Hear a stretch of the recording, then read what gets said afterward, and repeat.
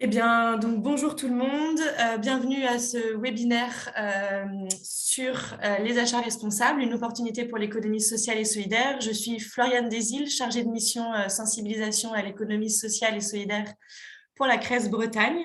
Je vais laisser peut-être Amandine se présenter aussi. Oui, donc je suis collègue de Floriane, Amandine Bonneau. Je suis responsable du pôle accompagnement à la CRES Bretagne. Voilà, on vous accompagnera aujourd'hui pour co-animer ce webinaire. Ce webinaire, du coup, qui a été co-construit en partenariat avec le CNFPT, donc le Centre national de la fonction publique territoriale, et avec le RTES, le réseau des collectivités territoriales pour une économie solidaire, que vous connaissez peut-être. On vous présentera d'ailleurs quelques petites ressources à la fin que vous pouvez tout à fait retrouver sur le site du RTES. Nous sommes ravis donc de vous accueillir pour ce webinaire numéro 2. Pour celles et ceux qui n'étaient pas au courant, ce webinaire s'inscrit donc dans une série de 3 webinaires. Et nous avons eu un premier webinaire donc, en février, ce deuxième aujourd'hui, et nous avons un troisième webinaire qui est proposé le 20 mai, plutôt là sur les tiers-lieux. Et donc, du coup, vous retrouverez le replay sur notre compte YouTube et sur notre page Internet sans souci, mais je vous ferai un petit mail d'ici quelques semaines avec les différents supports qui vous seront présentés et du coup, le lien pour aller voir le replay. Je vais laisser du coup Amandine nous présenter l'ordre du jour et la CRES. Oui, très bien. Donc pour ce matin, ce qu'on vous propose, c'est de couper ce temps en trois parties. Un premier temps, un petit peu de définition avec des fondamentaux sur les achats socialement et écologiquement responsables, c'est-à-dire poser des commentaires, quelques rappels sur le code de la commande publique, les différents leviers à votre disposition. Donc pour ça, on accueillera Gwenaëlle Leroux de Reseco, qui nous fera un premier temps de présentation. Il sera possible d'avoir un temps d'échange à l'issue de ce premier temps de définition. Puis, on aura un deuxième temps d'approfondissement avec 2 zooms. Un premier zoom sur les clauses sociales, l'intervention de A2Close, qui intervient en Ille-et-Vilaine sur la facilitation des clauses sociales, qui vous parleront un petit peu de ce métier de facilitateur des clauses sociales. Donc là, on accueillera Gaëtan Hardy et Corinne Gélin. Et un autre zoom, lui, sur les achats inclusifs dans la commande publique, avec Caroline Kérévert des Fédération des entreprises d'insertion et Audrey Dufour de l'Union des entreprises adaptées. Et le dernier temps de ce webinaire sera un temps d'approfondissement et d'échange de pratiques, où là, on pourra échanger aussi sur vos questions, vos projets, vos difficultés, ce que vous avez testé, etc. Peut-être pour dire aussi d'où on parle, donc quelques mots sur la Chambre régionale d'économie solidaire. On a un statut associatif, on est composé d'une centaine d'adhérents qui sont des structures ou des réseaux des fédérations de l'économie sociale et solidaire, donc associations, coopératives, mutuelles, entreprises sociales, fondations, avec un double rôle, un rôle à la fois de sensibilisation et de faire connaître l'économie sociale et solidaire. D'autre part, un rôle de soutien à l'ESS,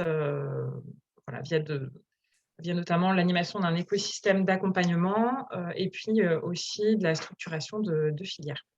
Voilà pour vous dire un petit peu rapidement ce qu'est la CRES. Et je vous propose, sans transition, de passer à l'intervention de Gwenaëlle Leroux de Reseco, pour nous camper un petit peu le décor et nous poser un petit peu le cadre réglementaire des achats socialement écologiquement responsables.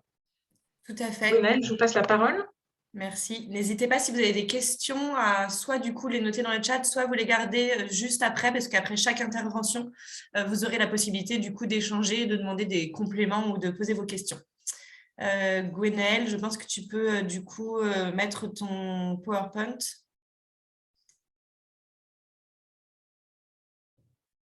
Et réactiver peut-être ton micro. Parce que nous ne t'entendons pas et je crois que le micro était coupé. Ça y est, normalement, ça doit fonctionner. C'est bon, merci. Vous avez bien le diaporama? Oui. On voit juste la partie, à chaque fois les diapos suivantes, mais c'est peut-être pas très gênant si c'est possible de mettre en plus grand. Je vais essayer d'activer ça en plein écran. Alors, c'est toujours la difficulté quand on travaille avec un double écran. C'est ça. Sinon, c'est pas très grave. C'est une question d'affichage, je vais essayer de régler ça. Donc, Réseco, en quelques mots, c'est un réseau de collectivités qui s'est structuré à partir de 2006 autour de collectivités qui souhaitaient en fait échanger sur la clause d'insertion. Donc, en fait, à l'origine du réseau, c'est la clause d'insertion qui a fait que les collectivités ont commencé à échanger entre elles et à mutualiser leurs bonnes pratiques. Et à partir de ça, le réseau s'est structuré avec l'embauche d'une salariée. Et actuellement, nous sommes donc 4 salariés. La particularité de ce réseau, c'est qu'il est associatif, mais toutes les collectivités tous les adhérents, sont des collectivités, ou plus exactement des entités publiques soumises au Code des marchés publics. Donc, le fil conducteur, en fait, c'est le Code des marchés publics pour nous. Et donc, la particularité de ce réseau, c'est que on échange à la fois avec des techniciens, mais on peut aussi travailler avec des élus, puisque chaque collectivité adhérente est représentée par un élu référent et un agent référent. Pourquoi? Tout simplement parce que pour nous, la commande publique a aussi un rôle politique, et donc c'était important qu'on ait des élus dans le réseau, et notamment qu'on travaille sur la sensibilisation aussi des élus.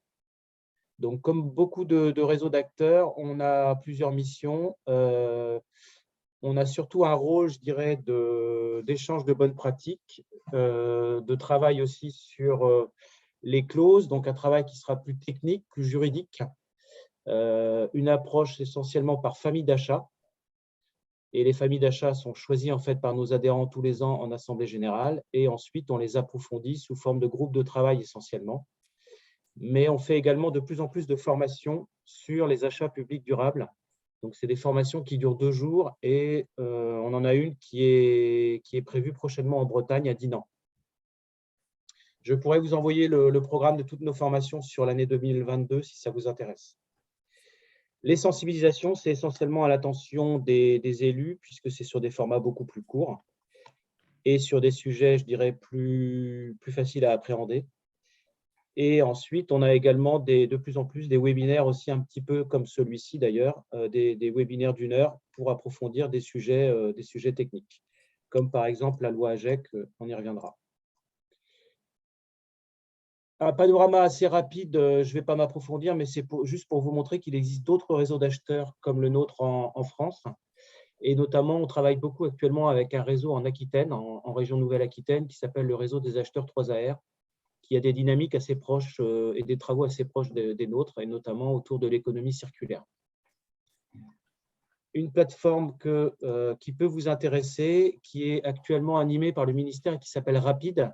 C'est en fait un centre de ressources en ligne sur lequel vous trouverez beaucoup d'informations autour de la commande publique et du développement durable. Donc, c'est un service gratuit qui a été mis en fait, c'est un centre de ressources avec notamment la possibilité de poser des questions et d'avoir des réponses de différents acheteurs du territoire. Donc, c'est assez intéressant. Il y a actuellement plus de 1500 agents qui sont connectés sur ce service en ligne. Et si vous voulez avoir des échanges techniques, mais aussi juridiques, sur certains sujets en lien avec la commande publique, n'hésitez pas à aller sur ce site qui est animé en fait actuellement par le ministère. Pour redéfinir très précisément donc, ce qu'on entend, nous, par achat responsable aujourd'hui, pour nous, l'achat responsable, c'est un achat qui prend en compte à la fois la dimension équitable, la dimension éthique de l'achat, mais aussi la dimension solidaire. Alors, il y a actuellement, je dirais, on voit plusieurs définitions, notamment l'achat durable, qui est la définition, je dirais, du ministère, mais de plus en plus, on entend aussi parler d'achat responsable. Et pour nous, c'est une définition qui est un peu plus large, je dirais, que l'achat durable. Mais on pourra y revenir. C'est vraiment des questions de définition et de sémantique. J'ai essayé de vous synthétiser de manière très, très simple l'évolution de la réglementation, et notamment la réglementation qui porte sur les marchés publics, qui clairement s'est renforcée depuis une quinzaine d'années.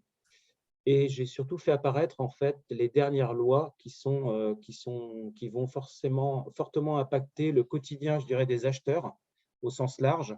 Alors pour nous, acheteurs, c'est toute personne qui va être associée à une procédure à un process d'achat dans une collectivité. Donc, ça peut être un agent en charge des achats, mais ça peut être aussi un agent technique qui va, par exemple, participer à la définition du besoin de la collectivité. Donc, vous le voyez, les dernières lois, c'est surtout, je dirais, la loi Egalim sur l'alimentation en 2018, la loi anti-gaspillage et économie circulaire, donc la loi AGEC. Plus récemment, il y a la loi climat et résilience qui est venue aussi transformer assez fortement, je dirais, la réglementation sur les marchés publics. Et puis la loi RE 2020, mais qui est une loi plutôt sectorielle qui porte surtout sur la construction. Et donc, je ne vais pas forcément l'approfondir. Et puis, la feuille de route du gouvernement en matière d'achat public durable, c'est le plan national d'action pour les achats publics durables. Le dernier, donc, porté sur la durée 2015-2020, et il y a un nouveau plan national pour les achats durables qui vient de sortir et qui va porter, en fait, qui est la feuille de route sur 2022 à 2025. Je vais y revenir. Donc, ce qui est important à retenir sur l'évolution du Code de la commande publique, c'est qu'à l'origine, le développement durable devait être intégré dans la définition du besoin. Ça, c'était vraiment la définition, je dirais, de base.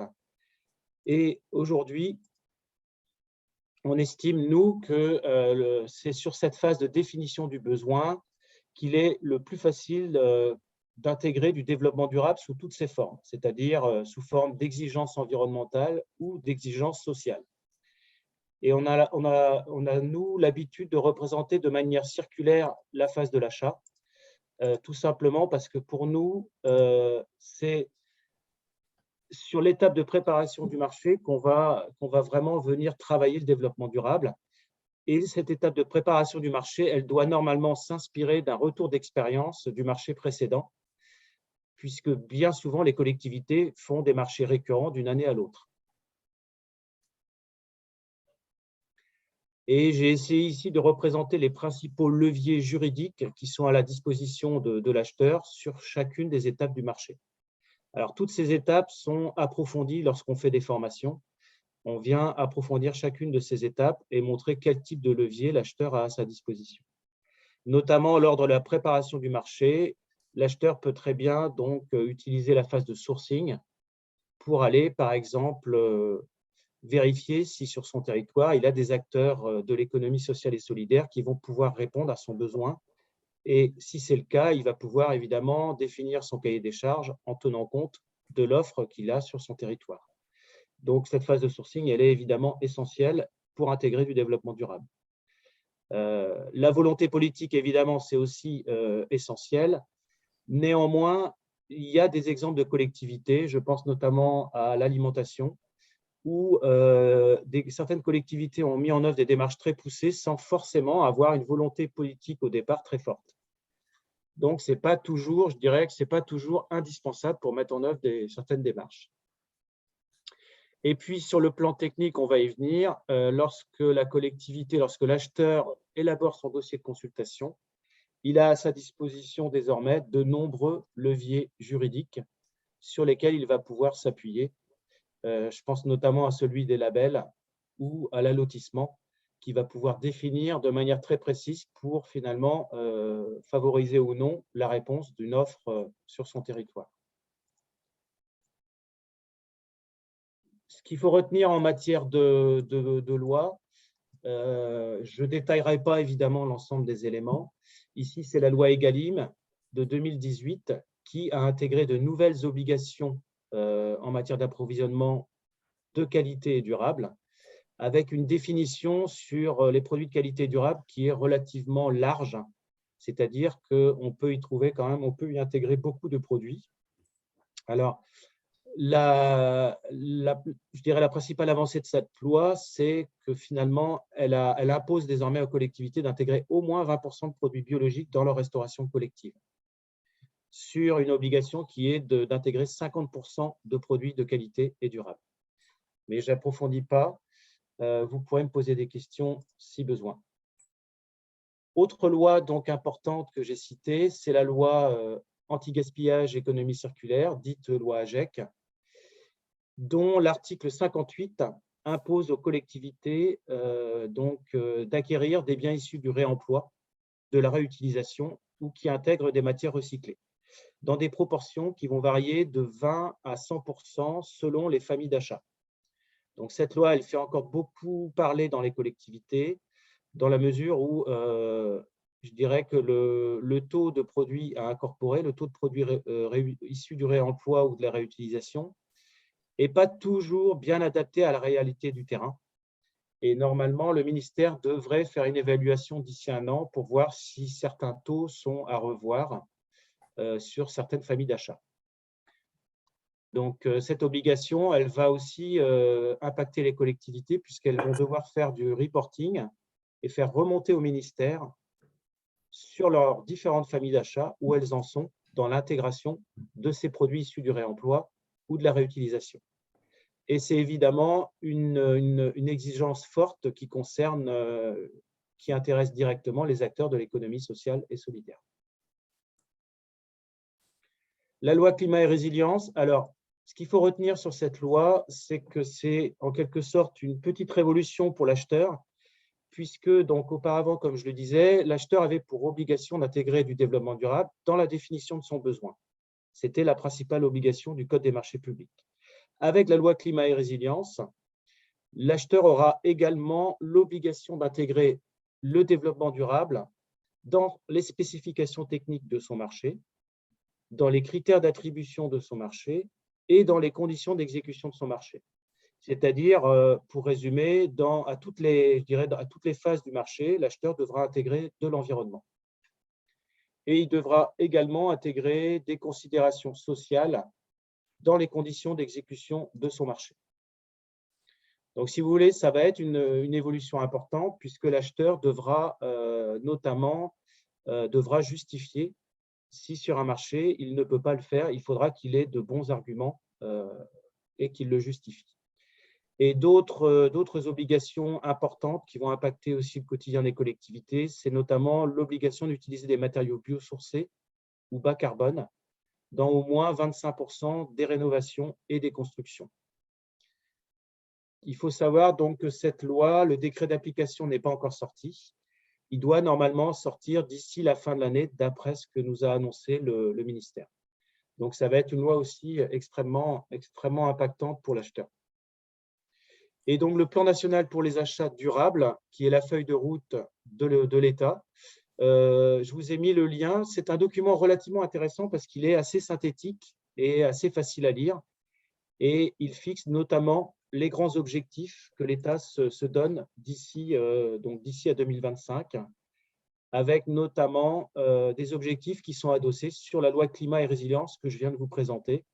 C'est-à-dire que l'objectif de l'État aujourd'hui, c'est de dire à l'horizon 2025, il faudra que 100% des marchés intègrent des exigences environnementales et qu'une bonne partie aussi des marchés publics intègrent des exigences sociales. Donc, c'est un document relativement important. C'est une feuille de route qui est très bien faite.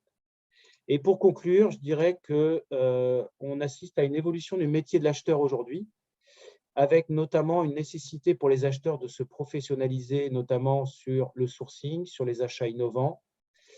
Et qu'aujourd'hui, finalement, l'acheteur, on demandait auparavant aux acheteurs qui faisaient des marchés publics d'avoir une fonction, je dirais, de juriste. Et aujourd'hui, on leur demande d'aller beaucoup plus loin et d'avoir plutôt une fonction d'acheteur public responsable en intégrant toutes les dimensions de l'achat responsable. Ce qui fait quand même évoluer fortement le profil et le métier de l'acheteur. J'en arrête là pour ma présentation afin de vous permettre de poser des questions. Merci Gwenaëlle. C'est volontairement synthétique, hein, n'hésitez pas à rentrer dans le détail si besoin. Est-ce qu'il y a des premières questions? Alors, pour l'instant, dans le chat, je n'ai rien vu, mais est-ce qu'il y en a certaines qui souhaitent poser des questions, avoir quelques éclaircissements sur ce que Gwenaëlle a pu nous évoquer? Est-ce qu'on peut couper peut-être le diaporama pour revoir l'Assemblée? Oui. Voilà. Moi, j'ai une question. Oui. Allez-y, monsieur Servi.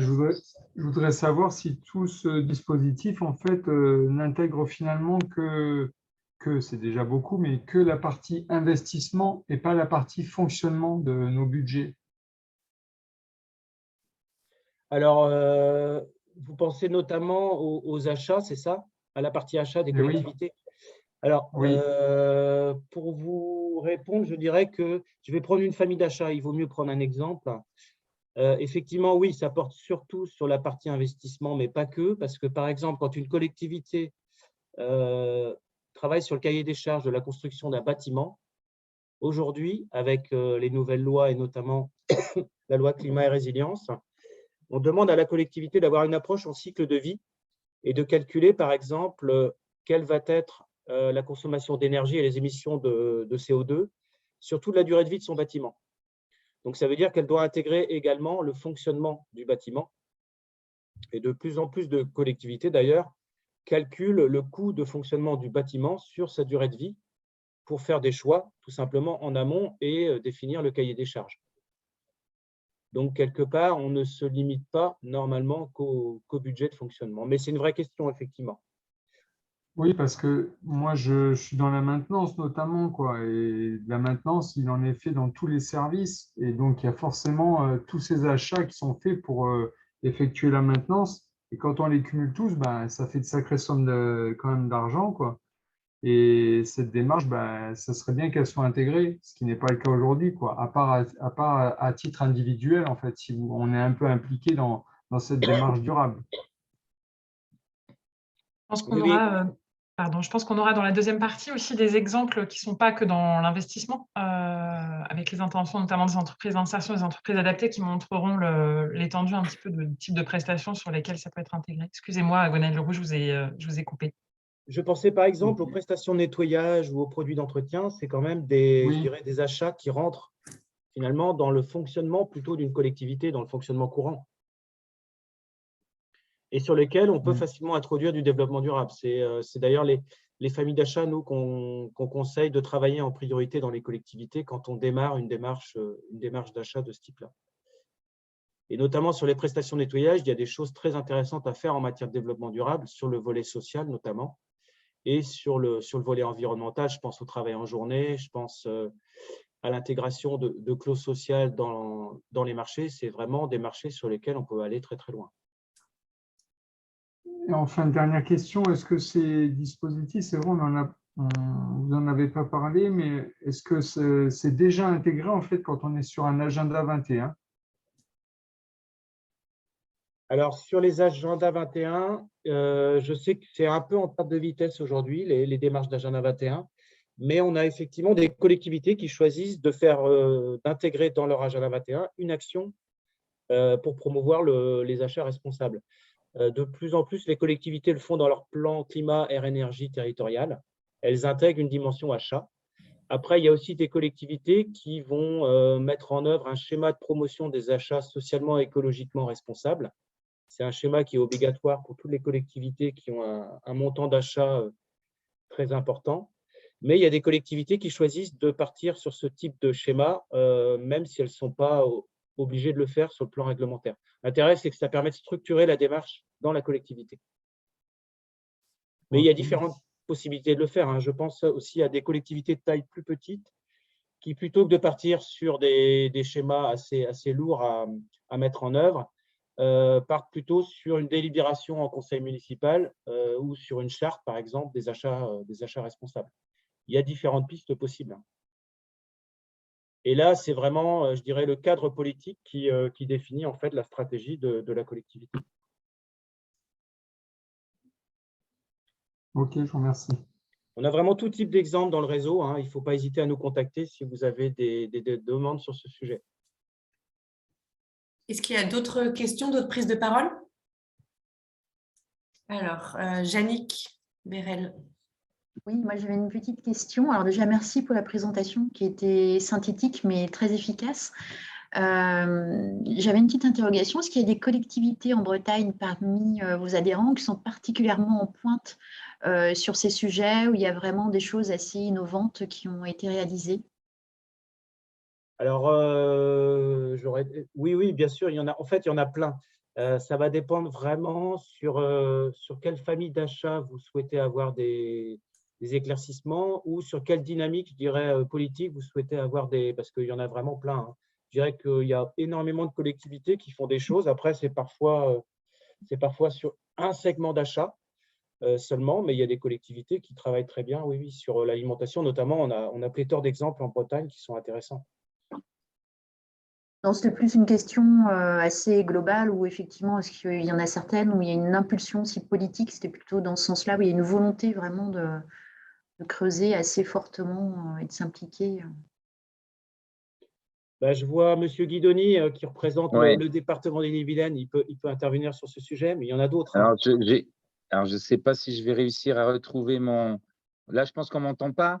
Si, on vous entend. Bon, ouais, j'ai un problème de connexion, donc je suis désolé, je suis sur mon portable et effectivement, je suis au département au département d'Ille-et-Vilaine, en charge de la commande publique, effectivement responsable. Donc, et on est en train de travailler notre SPACER, donc notre schéma d'achat responsable. Et d'où l'intérêt pour moi d'être là à présent, parce que c'est une nouvelle étape. L'économie sociale et solidaire est bien pris en compte au niveau des achats départementaux, mais sur les marchés dédiés et réservés à l'économie sociale et solidaire. Et l'objectif, c'est avec ces nouvelles critérisations, c'est d'ouvrir de plus en plus la commande publique à des associations ou des entreprises qui sont sur les enjeux ESS, voilà, pour venir sur un certain nombre de marchés. Donc nous, ça va nous demander sans doute en lien avec vous aussi de faire un sourcing important pour avoir des lisibilités d'entreprises, notamment qui sont sur ces enjeux-là, notamment avec tous les systèmes de recyclage. Moi, je sais que, par exemple, je ne sais pas, parce que je n'ai pas encore, on a parlé de la RE 2020, qui va obliger les entreprises de construction et de bâti de faire du réemploi. Donc, comment on donne aussi une lisibilité aux entreprises qui sont liées à ces enjeux-là pour que des entreprises plus classiques, mais les intègrent dans leur démarche aussi. Ça, c'est aussi un biais, par exemple. On parle effectivement du biais de la commande, mais comment, sur des enjeux comme ça liés, des entreprises peuvent mettre en avant des entreprises de l'ESS pour abonder leur démarche et que nous, on puisse donner aussi des lisibilités, vous voyez, à plusieurs niveaux. Ça va être une des étapes, sans doute, aussi du travail à mener. C'est-à-dire qu'à la fois permettre à des entreprises et des associations de l'ESS d'arriver sur nos marchés, mais aussi qu'elles puissent avoir une lisibilité par rapport à d'autres entreprises qui pourraient les intégrer dans leur marché, dans la gestion de leur marché, sur le recyclage, sur la réutilisation, par exemple, sur la construction, mais dans d'autres domaines aussi. Pareil, l'idée d'évoluer sur les enjeux sociaux. Pour l'instant, on a une réflexion autour de ça. C'est que pour l'instant, on fait beaucoup au département, effectivement, de l'intégration sociale à partir des gens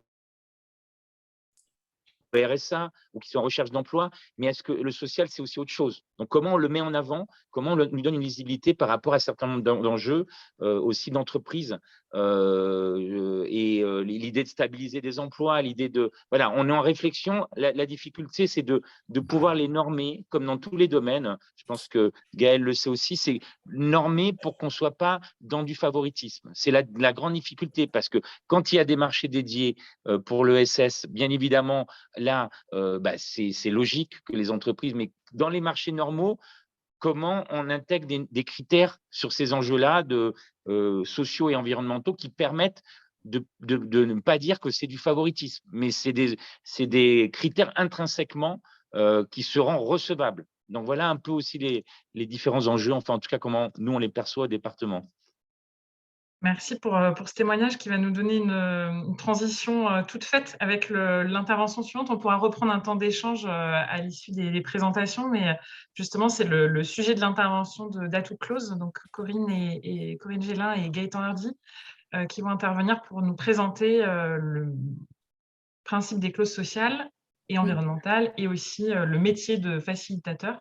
Je ne sais pas lequel d'entre vous prend la parole pour démarrer. Corinne qui va nous mettre le PowerPoint, c'est ça? Voilà, déjà, je vais essayer de partager mon écran. Il me dit si besoin, je peux aussi faire. Ouais. Alors, il faut juste que je retrouve, que je te retrouve. Ça, je suis d'accord, le double écran, c'est pas top. Voilà. En attendant que Corinne nous diffuse le PowerPoint, n'hésitez pas à nous lister vos petites questions et pourquoi pas les mettre aussi dans la discussion si voilà, vous aviez d'autres questions complémentaires. À vous la parole, du coup, Corinne. Est-ce que vous voyez bien? Oui, c'est bon. Ok, super, je vais mettre en pleine page. Eh bien non. Voilà. Ok, très bien. Donc moi, je suis Gaëtan Hardy, coordinateur chargé de développement à Touclose, donc au sein de Réseau Solidaire. Donc, pour faire le lien justement avec la présentation précédente, nous, notre métier précisément, c'est d'accompagner à la fois les acheteurs, les maîtres d'ouvrage et les entreprises dans l'insertion de clauses sociales et de clauses liées à l'économie circulaire, donc dans les marchés. Alors, je vais bien passer la slide suivante, Corinne. Est-ce que tu la vois? Non. Ah mince. Personne ne voit la deuxième slide? Non. Ah mince. Bon, alors du coup, il y a un problème avec le... Vous voyez toujours à tout close, c'est tout. Oui. Eh bien, pourtant, moi, je vois bien. Est-ce que là, vous voyez la deuxième? Toujours pas. Ah bon, alors, je vais faire autre chose. Pourquoi ça ne veut pas? Moi, il voit bien mon partage d'écran. Je suis désolée, du coup, ça ne fonctionne pas comme je veux. Est-ce que tu souhaites sinon que je le diffuse si ça ne fonctionne pas? Contrôle de la réunion. Oui, vous pouvez peut-être reprendre la main, Florian. Du coup, ça, je dirais juste. Ok. Ok. On était très contents d'expliquer. Voilà. Donc, pour nous présenter, en fait, donc comme je disais, nous, on est vraiment un pôle d'expertise en clause sociale, clause économie circulaire et marché réservé. Donc, c'est notre métier d'insérer de la clause et des clauses liées à l'économie circulaire dans les marchés. Donc, les grandes missions, en fait, pour les résumer, c'est vraiment de mobiliser, on parlait tout à l'heure d'achat responsable et d'achat durable, donc mobiliser ces achats au service de l'inclusion des personnes les plus éloignées de l'emploi. Ça, c'est un premier grand objectif. Et le deuxième, c'est vraiment aussi d'aller vers l'optimisation de la plus-value à la fois sociale et environnementale des politiques d'achat responsable. Donc, pour faire ça, en fait, on a un levier opérationnel qui est vraiment très, très efficace, qui est la clause, en fait. Donc, la clause sociale, ça permet vraiment et c'est notre métier, en fait, d'insérer des clauses dans les marchés publics. Donc, il va y avoir différents types de clauses, je vous en parlerai tout à l'heure. Mais nous, notre métier, c'est d'accompagner et de sécuriser l'insertion de clauses sociales, de clauses liées à l'économie circulaire et de marchés réservés dans les marchés publics et dans les marchés privés. Puisque, comme on l'a vu dans votre présentation tout à l'heure, ça mobilise un certain nombre d'articles, il y a une phase de sécurisation juridique, donc il y a une certaine expertise à déployer dans cette inclusion de clauses. Et à travers ça, on poursuit vraiment des objectifs qui sont triples. Donc, développer une action d'utilité sociale et environnementale, bien sûr. Impulser des dynamiques partenariales territoriales, ça c'est très important puisque, en fait, la clause, c'est vraiment, ça mobilise un écosystème. Et le rôle du facilitateur, on le verra tout à l'heure, c'est d'être au centre de cet écosystème et de favoriser l'insertion de la clause. Donc, avec les maîtres d'ouvrage, avec les entreprises, avec les prescripteurs qui envoient du public, avec les partenaires emploi qui permettent aux entreprises de mobiliser ces publics éloignés de l'emploi. Donc, c'est vraiment animer aussi tout un écosystème autour d'un objectif, c'est-à-dire mettre en emploi les personnes les plus éloignées. Et à travers ça, il y a une dimension très forte autour de l'innovation sociale. Voilà. Alors, si vous voulez bien passer à la slide suivante, merci. Donc, en fait, une clause sociale, je pense que la plupart d'entre vous sont familiarisés avec ce que c'est, mais c'est peut-être bon aussi de se le rappeler. Donc, une clause sociale, ça permet vraiment de réserver concrètement en fait, des heures de travail dans un marché public pour un public en insertion. Donc, c'est pour le coup un levier très, très opérationnel pour mettre en place une dimension sociale dans le marché. Mais on permet aussi maintenant de mettre en place, et notamment en lien avec toutes les obligations réglementaires qui vont arriver, on a travaillé aussi ce champ de l'économie circulaire pour pouvoir répondre aux enjeux de demain, c'est-à-dire avec la méthodologie qu'on a développée dans la clause sociale, pouvoir la transférer sur le champ de l'économie circulaire. Donc, pour faire ça, il y a un métier qui est celui de facilitateur des clauses sociales et qui est vraiment à l'interface de tout l'écosystème qui mobilise la clause. Donc, le maître d'ouvrage qui va être dans cette partie et dans cette mission d'acheteur, donc qui va lancer le marché, l'entreprise qui va répondre à ce marché et qui va se retrouver des fois avec une obligation d'insertion de clause sociale.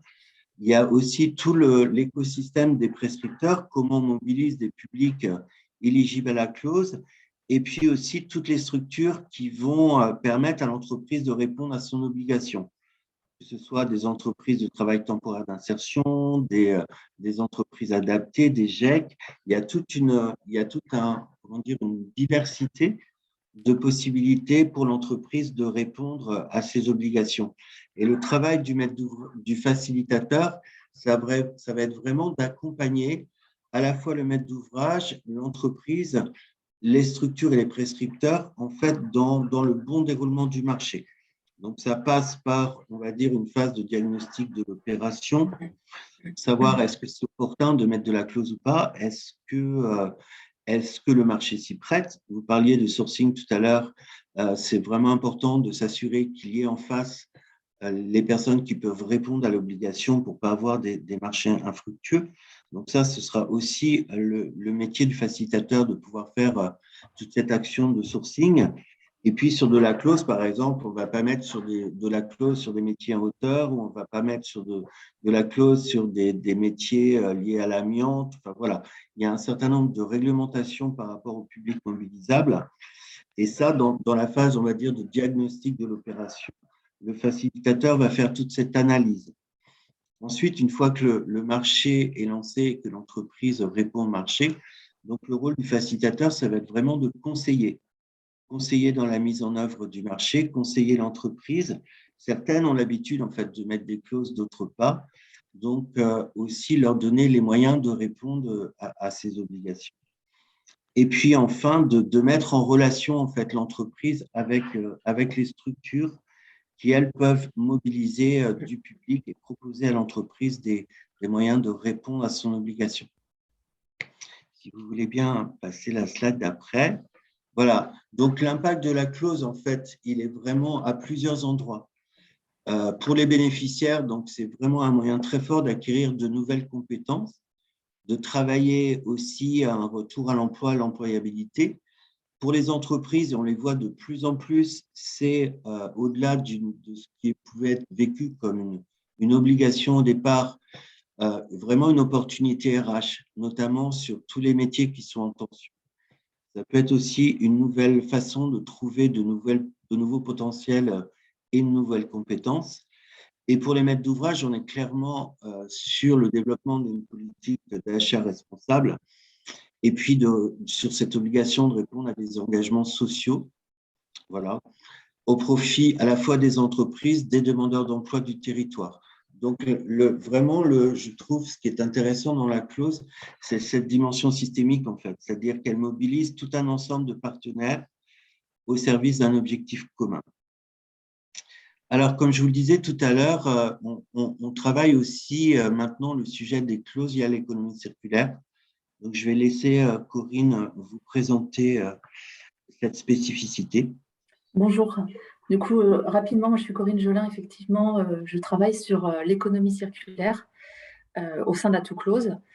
Donc nous, on traduit effectivement les clauses liées à l'économie circulaire par une approche concrète, voilà, en réponse aux enjeux de développement durable des marchés publics.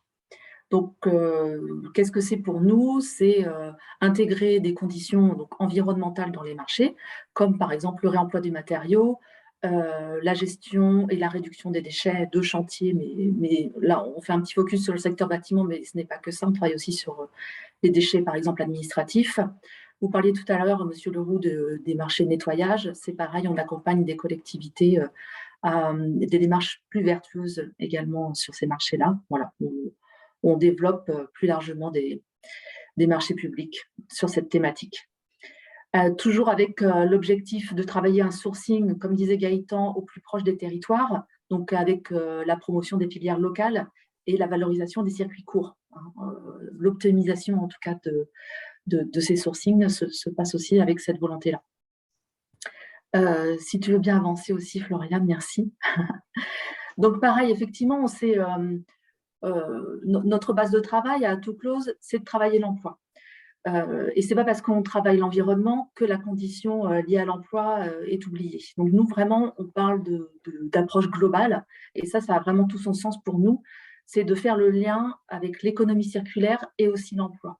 Donc, pour les bénéficiaires, pareil, on travaille sur des métiers émergents. Donc, pareil, c'est sur l'écosystème du marché, avec les maîtres d'ouvrage, les entreprises, les structures de l'emploi, de l'insertion, mais aussi les centres de formation, par exemple, à développer des nouvelles compétences. Pour les entreprises, on est vraiment orienté sur leur engagement au niveau de la responsabilité sociétale, mais des entreprises, mais aussi des organisations, visant à réduire aussi leur impact environnemental. Et effectivement, on vise l'attractivité des entreprises à travers ça. Pour les maîtres d'ouvrage avec lesquels on travaille, c'est vraiment intégré dans la politique d'achat responsable et durable et avec tout ce volet circulaire intégré, visant aussi à répondre aux enjeux environnementaux. Donc ça, c'est très fort pour nous.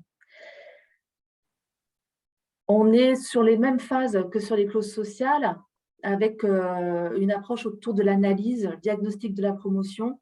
Ça, c'est vraiment sur les conditions sociales, mais aussi les conditions liées à l'environnement et à l'économie circulaire. Il faut qu'on puisse diagnostiquer la programmation. Voilà, et donner des pistes d'amélioration, des pistes de progression sur les marchés publics, avec toujours une volonté d'inclusion sur des marchés aussi qui intègrent des aspects environnementaux. Donc, on accompagne jusqu'à la mise en œuvre. On a beaucoup parlé de sourcing, mais là, il est vraiment aussi important. L'idée, c'est d'identifier des acteurs qui vont faire la mise en œuvre et des facteurs en cohérence avec les engagements des maîtres d'ouvrage. Et on va évaluer, on va faire des bilans sociaux et environnementaux des actions en lien avec les marchés publics. Et tout ça se travaille en amont des marchés. Vraiment, il y a des phases. Monsieur Leroux le disait tout à l'heure, nous a montré les phases d'un marché. Et nous, c'est très important aussi d'arriver en amont. Plus on est intégré dans le travail de réflexion de la maîtrise d'ouvrage, plus on peut aller plus loin aussi dans les engagements. Si tu peux avancer, Florian. Bon, voilà, je vais peut-être aussi laisser Gaëtan conclure sur l'équipe mobilisée. Juste pour vous dire, en fait, pour vous présenter un petit peu l'équipe, donc en fait, dans Atoclose, au sein de Réseau Solidaire, il y a 5 facilitateurs. Donc, justement, c'est le métier au quotidien d'insérer ces clauses dans les marchés publics et aussi les marchés privés. Et puis, on a une équipe support et puis spécificité aussi de chargés de mission. Donc, on a une chargée de mission emploi-insertion qui va faire tout un travail justement sur l'animation du réseau du prescripteur et puis aussi sur aller rencontrer des prescripteurs de proximité. Un petit peu hors des circuits institutionnels, puisqu'on se rend compte qu'un certain nombre de publics, en fait, ne rentrent plus dans les circuits institutionnels. Donc, on a eu à cœur aussi de bâtir vraiment un réseau de prescripteurs de proximité qui puissent aller être à la rencontre des publics directement sur le terrain. Et puis, Corinne, qui travaille cette question de l'économie circulaire. Voilà, donc c'était une présentation un petit peu rapide et qu'on a voulu volontairement synthétique pour vous dire, voilà, face à ces obligations qui arrivent, il y a aussi des personnes dont c'est le métier en fait d'accompagner les acheteurs au quotidien dans la mise en œuvre de ces clauses. En fait. Merci Gaëtan et Corinne là, pour cette présentation synthétique. Y a-t-il des personnes qui ont des questions par rapport à cette intervention? J'ai peut-être une question, Corinne. Est-ce que tu pourrais illustrer par un exemple un marché économie circulaire? Oui, bonjour Caroline, merci. Par exemple, le réemploi des matériaux, on en parle beaucoup aujourd'hui. Là, on travaille avec plusieurs maîtres d'ouvrage sur la traduction de ces engagements. Donc, les maîtres d'ouvrage là sont vraiment porteurs et moteurs sur cette thématique du réemploi des matériaux de la construction et avec des grands questionnements, comment on l'intègre dans la commande publique. Voilà, comment on sécurise juridiquement et comment voilà, on répond aussi à cet engagement. Donc ça, c'est comment on accompagne. Nous, on écrit juridiquement, donc on va accompagner la maîtrise d'ouvrage sur cette thématique en s'appuyant sur le code des marchés publics, mais également sur le code de l'environnement. Et donc tout à l'heure, M. Leroux a fait a dressé un petit peu le portrait de toute la réglementation, en tout cas qui est forte aussi sur ces enjeux-là, et on s'appuie aussi sur tous ces aspects-là. Donc, on va rédiger des actes juridiques, on va aussi sécuriser par le sourcing le fait que des acteurs vont pouvoir répondre à la commande publique, parce que l'idée, ce n'est pas de faire un lot infructueux, hein, c'est bien de travailler l'écosystème aussi pour que ce soit réalisable et réaliste avec la réalité de terrain aussi des acteurs. Donc là, on s'appuie aussi sur un sourcing ESS, bien sûr, et économie sociale et solidaire et de l'insertion par l'activité économique, parce que c'est aussi notre cœur de travail, mais aussi avec des entreprises conventionnelles pour créer des liens et des passerelles justement avec ces différents mondes. Voilà, j'espère que j'ai répondu à ta question. Merci Corinne. Il y a 2 prises de parole. Yannick pour démarrer, et après ce sera Monsieur Brendan Le Faucheur. Oui, moi j'ai une petite question, puisque donc pour Réseau, vous intervenez donc sur le bassin rennais. Donc, est-ce que juste, je n'ai pas bien compris sur l'équipe que vous montriez de facilitateurs, c'est sur quel périmètre géographique? Est-ce qu'il y a l'équivalent, entre guillemets, d'Atout Close sur d'autres territoires? Et puis, savoir à peu près combien d'entreprises vous accompagnez, vous, du côté sur le bassin rennais? Oui, bien sûr. Alors, au niveau du périmètre d'intervention, donc historiquement, Atout Close était plutôt sur le bassin d'emploi de Rennes. Après, il y a certaines zones blanches en fait qui sont apparues sur le territoire où il n'y avait plus de facilitateurs. Et donc, on a eu une demande notamment de la DRETS en fait, pour intervenir sur ces territoires où, en fait, où il n'y avait plus de présence de facilitateurs, donc notamment sur Redon, sur Saint-Malo. Et puis, cette année aussi, on va intervenir également sur Vitré-Fougères. Donc, à terme, on va avoir une couverture qui va être départementale, en fait. Par contre, on n'intervient pas, M. Lidoni pourra nous préciser, en fait, sur les marchés spécifiques du département. Mais le périmètre d'action qui est le nôtre aujourd'hui, en fait, c'est vraiment le périmètre 35, en fait. Voilà. Alors qu'historiquement, on était plutôt sur le bassin d'emploi de Rennes. Et il y a un réseau qui existe au niveau de la Bretagne, donc c'est le réseau des facilitateurs bretons. Donc, il y a des facilitateurs des clauses sociales qui rayonnent vraiment sur toute la Bretagne. Là, on a un territoire relativement bien couvert par les facilitateurs. Et voilà, comment on peut dire, on comble les trous de la raquette aussi, du coup, sur l'île des Vilaines, mais voilà, il y a des facilitateurs sur tous les territoires. Corinne, est-ce qu'il y a un endroit où les participants qui seraient hors Ille-et-Vilaine pourraient retrouver ces contacts s'ils ne les ont pas déjà? Oui, il y a le site internet effectivement de la tête de réseau Alliance Ville Emploi. Mais si tu veux, Amandine, par rapport à la Bretagne, je pourrais t'envoyer la cartographie bretonne des facilitateurs bretons. Voilà. Et le lien à Alliance Ville Emploi, effectivement, qui dispose d'un annuaire des facilitateurs. Il y en a quelques 300 en France. Donc, je ne suis pas à jour, je pense, du nom, mais entre 250 et 300 facilitateurs en France. Ok, merci Corinne. Brendan Le Faucheur, vous aviez aussi une question ou une réaction? Oui, une question en réaction. Est-ce que vous travaillez du coup avec l'EPF Bretagne, qui est notamment sur le volet qui fait du portage foncier, qui peut être amené à faire des travaux pour le compte des collectivités et qui mettent déjà quelques clauses d'insertion, mais notamment sur le volet économique circulaire, qui peuvent être des gros maîtres d'ouvrage dans les années à venir. Est-ce que vous travaillez avec eux? Un site avec le réseau, par exemple, Ecobat, qui sont aussi sur cette démarche d'économie circulaire et comment on arrive à le faire intégrer rapidement dans nos marchés, dans les projets qu'on a de renouvellement urbain, de friches et autres. Alors, l'établissement public foncier, c'est ça, hein, l'EPF, je ne me trompe pas. Oui. On a quelques marchés, hein, Gaëtan pourra confirmer, autour des clauses sociales. Et là, on est en lien effectivement avec eux pour traduire leurs engagements. Alors voilà, c'est les débuts d'une concertation autour de l'économie circulaire. Hein, voilà, ça commence comme ça aussi, par de l'information et de la sensibilisation. Donc, on en est aujourd'hui à cette phase-là avec l'établissement public foncier.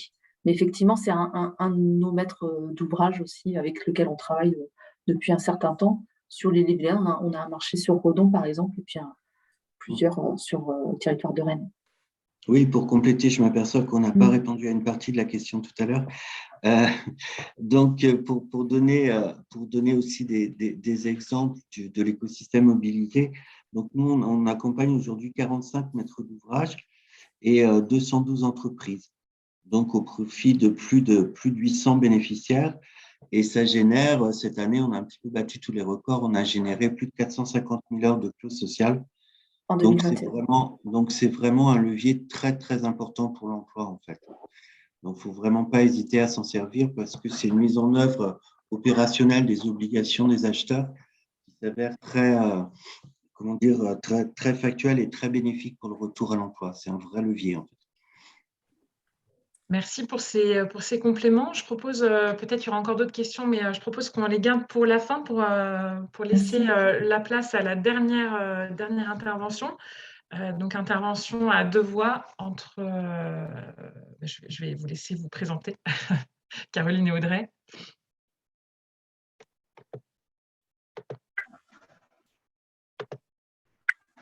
Caroline, si tu veux te présenter. C'est bien, activez vos micros. Oui. Je suis Caroline Quérivert, déléguée régionale de la Fédération des entreprises d'insertion Bretagne. Merci. Et Audrey? Bonjour à toutes et tous. Donc Audrey Dufour, je suis nouvellement chargée de mission région Bretagne et Pays de la Loire pour l'UNEA, donc l'Union nationale des entreprises adaptées. Merci. Ce qu'on a prévu pour cette dernière intervention, il n'y a pas forcément de diaporama, mais on a prévu un petit jeu de questions-réponses. Est-ce que vous pouvez, l'une et l'autre, nous expliquer ce qu'est une entreprise d'insertion et une entreprise adaptée?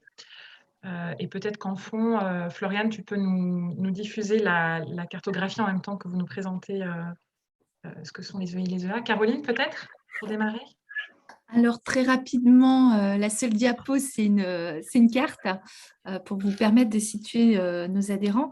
Donc, la Fédération des entreprises d'insertion Bretagne, on est un réseau régional, une association régionale qui fédère des entreprises du secteur de l'insertion par l'activité économique qui sont inscrites dans le domaine marchand. Donc, on a 39 entreprises adhérentes qui sont réparties sur les 4 départements, 26 entreprises d'insertion et 13 entreprises de travail temporaire d'insertion. On représente aujourd'hui 65% des entreprises conventionnées en Bretagne et 75% des postes en insertion sur ces 2 modèles. Nos entreprises, elles interviennent sur des secteurs d'activité extrêmement diversifiés. Donc, on a cité l'économie circulaire, le travail temporaire, le paysage, l'entretien, le transport, la logistique, la gestion de déchetterie, la propreté, le nettoyage, la blanchisserie, la médiation sociale, commerce, restauration, génie écologique. Vous avez une offre en termes d'entreprises d'insertion qui est très diversifiée sur les 4 départements bretons.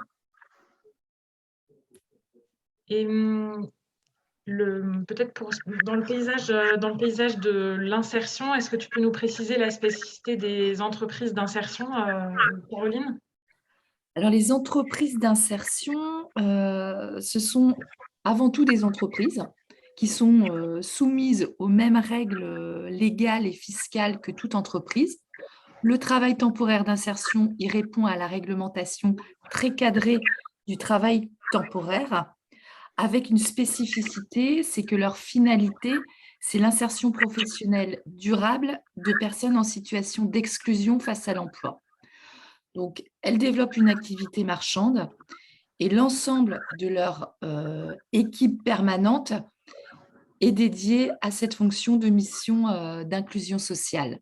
C'est-à-dire que nos entreprises d'insertion préparent sur un parcours d'une durée maximale de 24 mois des personnes qui sont en difficulté d'emploi à rejoindre les entreprises classiques du territoire. Ok, merci pour cette première présentation des entreprises d'insertion bretonnes. Audrey, même question, est-ce que tu peux nous expliquer ce qu'est une entreprise adaptée et puis nous parler un petit peu de leur implantation et de leurs activités en Bretagne?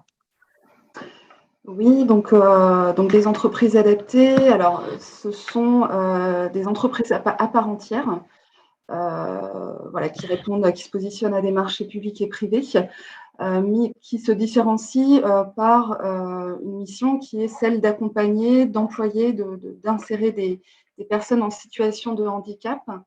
Et pour ce faire, qui mettent en place un accompagnement, une adaptation de l'environnement, du contexte du poste de travail. Donc l'objectif est évidemment de faire évoluer ces personnes au sein d'entreprises adaptées ou en dehors. Il peut y avoir aussi des possibilités de passerelles vers les employeurs privés et publics. Donc l'entreprise adaptée a pour obligation d'employer à minima 55% de personnes titulaires d'une reconnaissance en qualité de travailleur handicapé. En moyenne, on est plutôt sur un effectif de 80% de personnes en situation de handicap, mais elles ont cette obligation. Voilà, donc elles se distinguent des entreprises du champ classique par l'emploi de collaborateurs en situation de handicap et par l'accompagnement dans l'entreprise adaptée ou en dehors. Voilà, donc ça, c'est vraiment ce qui les caractérise. Après, en termes de localisation, donc là, c'est une cartographie peut-être pas très, très lisible. Désolée pour le coup, mais je n'avais pas d'autres cartes à disposition dans l'immédiat. On est à peu près 60-69 entreprises adaptées et établissements secondaires aujourd'hui en Bretagne, avec on a 90% d'entreprises qui sont aujourd'hui adhérentes à l'UNEA. Donc voilà, il y a certaines d'entre elles qui ont une taille assez importante, qui peuvent aller jusqu'à plus de 500 salariés, ce qui représente un effectif quand même assez important, d'autres qui sont de taille plus modeste. Et donc, elles évoluent de même que pour les entreprises d'insertion, sur une grande diversité d'activités, que ce soit la propreté, que ce soit les espaces verts, que ce soit les prestations de services, la mise à disposition de personnel, la restauration, enfin bon, c'est très, très diversifié. Qu'est-ce que je voulais vous dire de plus? Peut-être, est-ce que tu peux nous préciser la différence en termes de contrat par rapport, tout à l'heure, Caroline disait, dans les entreprises d'insertion, l'objectif, c'est ouvrir un parcours professionnel pour intégrer après des emplois classiques. Oui. C'est un petit peu différent, on n'est pas sur des contrats à durée déterminée d'insertion dans les entreprises adaptées? Non, effectivement, les entreprises adaptées recrutent sur les contrats classiques que sont les CDI, les CDD. Donc l'ambition, c'est vraiment de pérenniser et de donner accès à un emploi durable au sein d'entreprises adaptées. Maintenant, avec une petite nuance par rapport au cadre d'intervention des entreprises adaptées qui a beaucoup évolué, notamment dans le cadre de la loi pour la liberté de choisir son avenir professionnel, où là, on a un peu redimensionné les choses et incité, en tout cas, augmenté, accru l'optique d'inclusion de ces entreprises adaptées, qui est aussi de créer des passerelles vers d'autres employeurs, que ce soit les employeurs publics ou privés. Et donc, pour ce faire, il y a eu la mise en place de contrats à durée déterminée de tremplin. Voilà, donc il y a effectivement une vocation à la base originelle qui est de créer de l'emploi durable au sein de l'EA, mais également depuis quelques années, du coup, de favoriser aussi des passerelles en dehors de cette entreprise adaptée. Ok, merci pour cette première présentation. Peut-être, Caroline, est-ce que tu peux nous dire sur quelle taille de prestations interviennent les entreprises d'insertion et sur quel dimensionnement de prestations? Avant d'aller sur la taille, le dimensionnement, les prestations, j'avais un autre message peut-être à faire passer, puisque l'intitulé de cette session, c'est les achats responsables, une opportunité pour l'ESS. Et j'avais envie de reprendre aussi le message qu'a fait passer dans ces slides à tout close. L'achat inclusif, une opportunité pour les collectivités. Les entreprises d'insertion, elles sont reconnues aujourd'hui comme des exemples et des modèles d'entreprises inclusives. Ça a été souligné par la Cour des comptes en 2018 et on leur demande aujourd'hui de doubler le nombre de personnes accompagnées au sein de ces structures. Donc, pourquoi une opportunité pour les collectivités ? On est en Bretagne dans un schéma où le taux de chômage annoncé régulièrement par Pôle emploi est au plus bas depuis des années. Mais si on regarde bien les chiffres, les couches de demandeurs d'emploi longue durée et les plus éloignées de l'emploi, ces couches-là, elles stagnent. Donc, ça représente une opportunité pour les territoires avec le triptyque qu'elles déploient de mise en emploi, d'accompagnement et de formation, d'accompagner toutes ces populations qui sont les plus éloignées de l'emploi et qui, du coup, cumulent des freins de logement, de mobilité, de santé, ou inversement, parce qu'elles ont ces freins-là, n'ont pas accès à l'emploi. Donc, voilà, je voulais juste préciser ça. Après, la taille de marché, on a une diversité très importante de structures qui peuvent répondre, on va dire, à toutes les tailles de marché. Il y a un travail de proximité qui est fait avec les facilitateurs, notamment pour pouvoir calibrer ces marchés à la capacité de réponse des entreprises du territoire. Par exemple, je ne vais pas aller sur ce terrain-là, je ne suis pas une spécialiste, hein. Gaëtan complétera tout ce qui est allotissement. On ne peut pas dire qu'il y ait une taille de marché spécifique.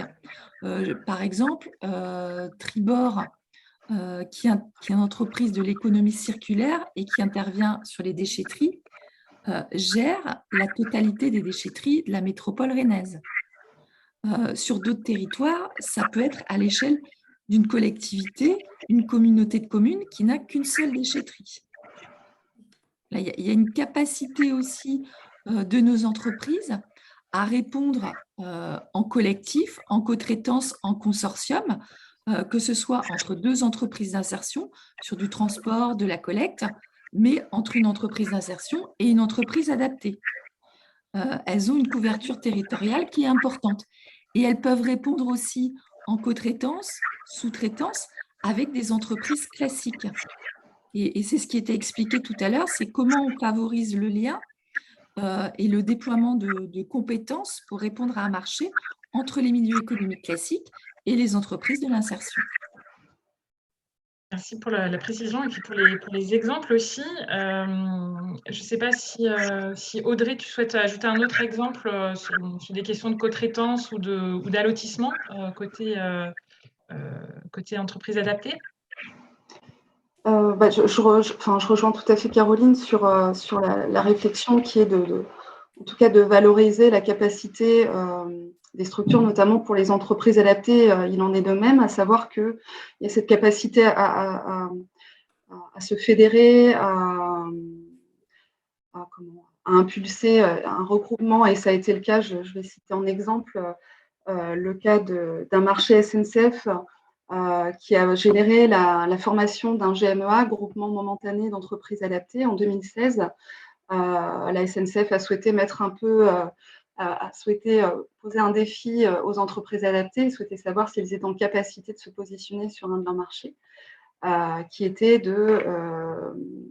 d'assurer le nettoyage, l'entretien des locaux tertiaires et techniques pour la SNCF à l'échelle de la Bretagne.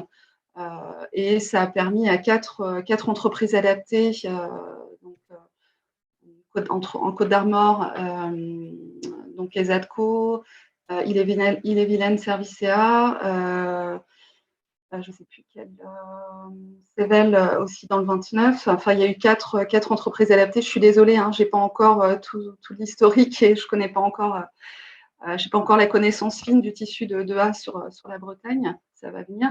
Mais du coup, voilà, 4 A qui, en consortium, ont souhaité se positionner. Et pour ce faire, ont travaillé pendant 18 mois à la formation de ce GMEA, pour lequel elles ont construit le modèle juridique, économique, et qui leur a permis de remporter ce marché qui représentait 18 000 mètres carrés de surface pour l'entretien de locaux sur 5 années. Donc voilà, c'est un exemple assez probant et représentatif de cette capacité à répondre de manière mutualisée à des marchés importants.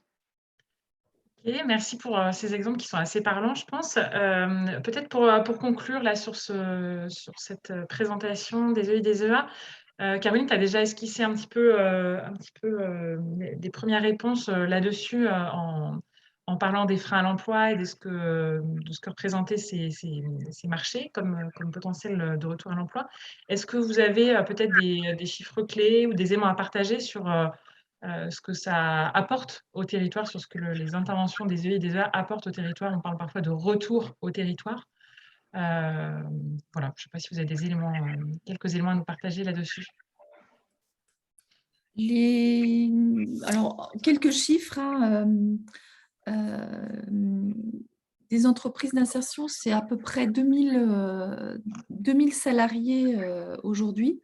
Donc, alors, les chiffres n'ont pas été dernièrement réactualisés avec les effets confinement et crise sanitaire qu'on a connus, avec environ 80% de salariés en insertion, c'est-à-dire des personnes qui rejoignent l'entreprise pour une durée de parcours, on appelle ça parcours moyen d'à peu près 18 mois en entreprise d'insertion, et 20% de salariés permanents. Les autres chiffres, je suis obligée de les reprendre quand même. On a à peu près 42 millions d'euros de produits distribués sur les territoires. Et parmi ces produits, parce que ce sont des entreprises, le chiffre d'affaires généré est de 82%. On considérait que pour 1 euro investi par l'État dans une entreprise d'insertion, il y a à peu près 5 euros qui sont redistribués sur les territoires. Donc, elles ont un levier économique important sur les territoires qui ne doit pas occulter leur volet social qui reste majoritaire. Ok, merci Caroline. Audrey, je ne sais pas si, sur ce type de chiffres ou sur d'autres, si tu as des éléments à nous partager de ton côté. Alors, malheureusement, je n'ai pas là d'éléments, enfin, en tout cas des données chiffrées assez fines. Je sais qu'approximativement, sur la région Bretagne, on est à 2000 EQTP pour ce qui est des personnes en situation de handicap. Après, sur ce que ça génère en retombées économiques pour les territoires, on a justement une problématique de collecte de données sur laquelle l'UNEA est en train de travailler justement pour avoir un retour assez fin à apporter là-dessus. Ok, merci en tout cas à toutes les deux pour cette présentation. Je ne sais pas si ça amène des questions de la part des participants, là sur les deux présentations qu'on vient d'avoir. Peut-être on peut couper voilà, pour se voir. J'avais une question, moi. Est-ce que vous avez remarqué qu'il y avait une typologie particulière dans les collectivités qui font appel en fait aux entreprises d'insertion ou au secteur du handicap, ou est-ce qu'il y a vraiment tout type de collectivité? Je dirais, mais alors, c'est du ressenti aussi et par les échanges, qu'on a quelques collectivités qui sont particulièrement exemplaires en Bretagne et qui font plus appel à nos entreprises d'insertion. Après, ça dépend aussi de la couverture, parce que vous avez évoqué quelques zones blanches par les facilitateurs des départements. Et effectivement, là où il y a de la facilitation, je pense que c'est plus facile. Après, ça dépend aussi de la capacité de nos entreprises à aller se faire reconnaître et à expliquer leur métier aux collectivités. J'attendais qu'on me pose la question, mais je n'ai pas eu cette question, Amandine, à la fin. Quand vous évoquiez les questions de marché d'investissement ou de marché de fonctionnement, j'avais un exemple qui est assez révélateur en Ille-et-Vilaine. On a une entreprise de paysage, entretien d'espaces verts, qui est la deuxième entreprise d'Ille-et-Vilaine en termes d'entretien et qui travaille énormément pour les collectivités.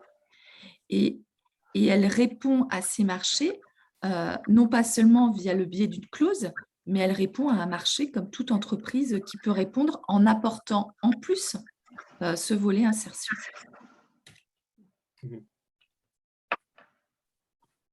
S'il y a d'autres questions, demandes de compléments sur la dernière intervention ou plus globalement sur l'ensemble des interventions qu'il y a eu, des questions encore qui subsistent?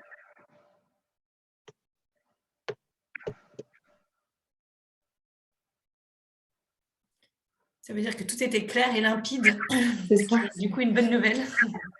Peut-être juste, je voudrais ajouter peut-être quelque chose par rapport à la typologie des marchés. Nous, on essaie aussi de travailler avec les maîtres d'ouvrage sur l'identification de nouvelles opportunités de marché. Donc, on travaille beaucoup effectivement sur le marché de la construction, de la réhabilitation, des travaux en général, marché de nettoyage, espace vert, gardiennage, mais on essaie aussi d'aller de plus en plus sur des marchés dits prestations intellectuelles. Du coup, c'est vraiment l'idée, c'est on étudie les opportunités. Donc, on étudie avec la maîtrise d'ouvrage toute leur programmation, même celles qui semblent ne pas se porter à des causes spécifiques ou sociales ou environnementales. Et puis, on étudie la faisabilité. Donc, ça, c'est important aussi pour nous.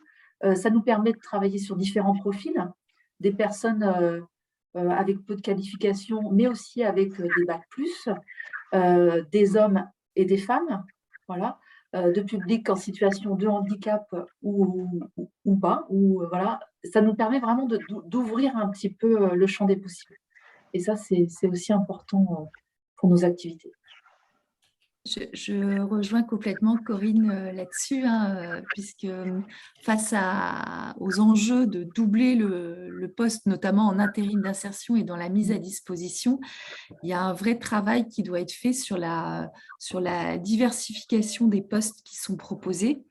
Et c'est important aussi que les collectivités, avec l'aide des facilitateurs, puissent venir challenger les entreprises de travail temporaire d'insertion du territoire sur de nouveaux métiers, pour justement accentuer la diversité des profils. Merci on s'achemine, merci pour ces compléments. On commence à s'acheminer vers la fin du webinaire. Peut-être, Floriane, tu avais quelques ressources complémentaires à partager? Tout à fait, oui. Pour prolonger tout ça. Alors, juste un petit instant, je vous partage l'écran. Hop.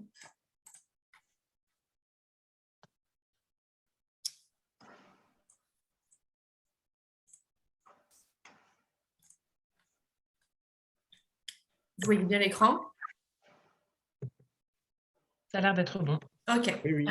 Quelques petites ressources pour compléter un petit peu tout ce qu'on a pu dire. Une page dédiée en tout cas sur le site de la CRES que vous pouvez retrouver, dans lequel du coup il est présenté notamment le nouveau plan national pour les achats responsables et donc du coup des liens qui vous permettent d'accéder directement à ce PNAD, une petite présentation du SPASER et puis quelques ressources, notamment, on vous parlait depuis tout à l'heure, le site du RTES qui reprend des fiches thématiques sur les achats responsables, le site du marché de l'inclusion, et puis on présente aussi des interlocuteurs en Bretagne qui peuvent développer vos achats avec l'économie sociale et solidaire, les pôles de développement de l'ESS qu'on n'a pas encore trop présenté depuis le début de l'intervention, mais en tout cas avec lesquels vous pouvez tout à fait être mis en contact et qui sauront tout à fait vous réorienter aux besoins.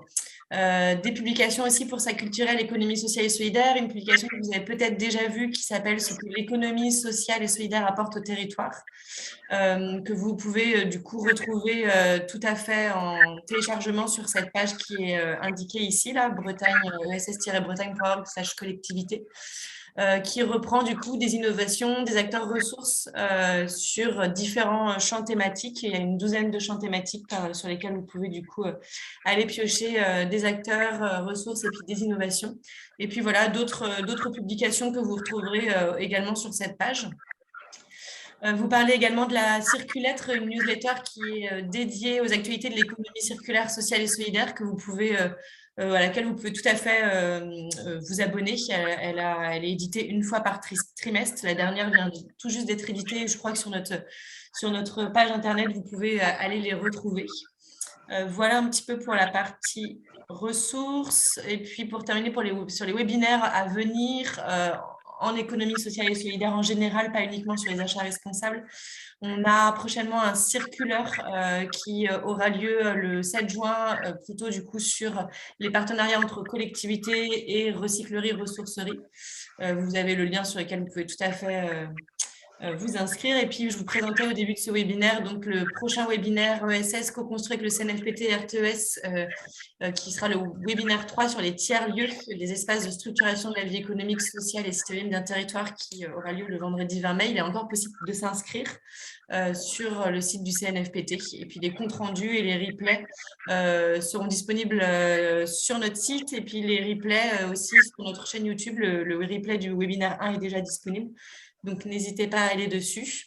Et puis, voilà pour la partie ressources. On vous enverra du coup les PowerPoint des intervenants. Comme ça, vous aurez tout ça directement. Du coup, vous aurez également leur contact si vous souhaitez prendre attache avec eux. Et voilà, avant de conclure peut-être avec un petit questionnaire très rapide de bilan qu'on va vous proposer sur Zoom.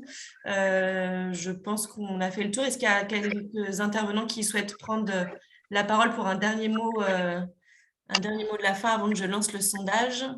Oui, juste à titre informatif, je travaille actuellement avec Bettina Gandon de la CRES Bretagne sur le volet réemploi et économie circulaire.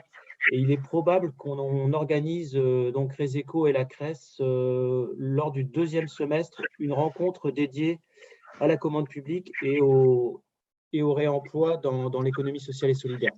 C'est ça, dans le cadre d'un circulaire, du coup, j'imagine, peut-être? On va essayer plutôt, je pense, d'aller sur une rencontre plutôt en présentiel, sur une journée complète. Ok. Parce que les gens ont besoin maintenant à nouveau de contact, je dirais, physique. Ok, bonne nouvelle. On pourra en effet vous transmettre aussi ces informations quand on les aura. Dans tous les cas, ça sera mis en ligne directement sur notre site. Un petit sondage très rapide de 5 questions que je vais vous lancer tout de suite. Est-ce que du coup, normalement, ça fait comme un petit pop-up devant votre écran? Est-ce que tout le monde a pu le recevoir? Fonctionne, oui. Ok. Très bien. Ça prend vraiment 30 secondes. Nous, ça nous permet aussi d'améliorer les webinaires au fur et à mesure. Donc, voilà, merci de prendre ce petit temps pour répondre à ces 5 petites questions. Et puis, on va pouvoir, je pense, Amandine, clôturer après le sondage.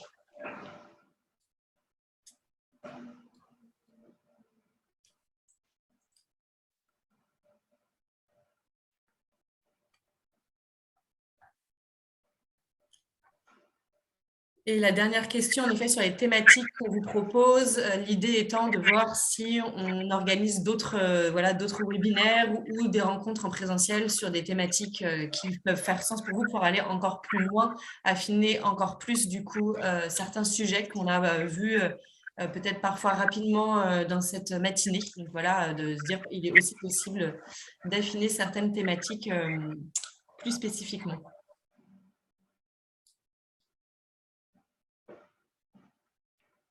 Je vois que ça répond encore.